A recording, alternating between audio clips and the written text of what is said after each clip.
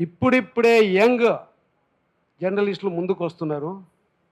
బిడ్డల్లారా, మీరు తెలంగాణ ఉద్యమం కోసము మహిళలు ఎంత కష్టపడ్డారు, ఎవడు పాలన చేస్తున్నాడు, ఎవరి దగ్గరికి పోయింది తెలంగాణ, ప్రశ్నించేవాడు అందరూ కూడా అడిగేవాడు న్యాయం కోసం అడిగేటువంటి వాళ్ళు మహిళలు కానీ ఇటు మగవాళ్ళు కానీ వాళ్ళు ఇప్పుడు కొత్త పేరు పెట్టారు.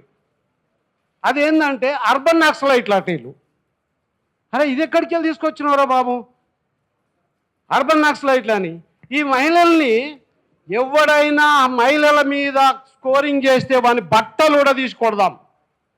ఎస్ మేము ఉన్నాం, మేము 40 ఏళ్ల నుంచి సోషల్ యాక్టివిస్టులుగా పనిచేస్తున్నాం.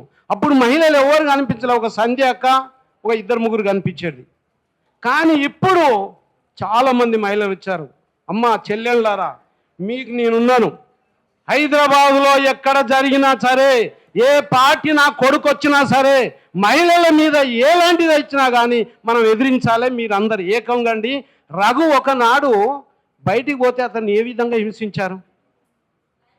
కాబట్టి అదే వ్యవస్థ ఎప్పుడైతే మీరు వేధించబడుతున్నారో మీరు గట్టిగా అవుతున్నారు అనుకోండి, ఎప్పుడైతే మిమ్మల్ని దూషిస్తున్నారో మీరు గట్టిగా అవుతున్నారు అనుకోండి, ఎప్పుడైతే మీరు కేసులు పెడుతున్నారో మీరు గట్టిగా అవుతున్నారు అనుకోండి, మీ ద్వారానే ఈ సమాజాన్ని మార్చడానికి మీకు ఒక మార్గాన్ని ఎంచుకున్న వాళ్ళు అవుతారు.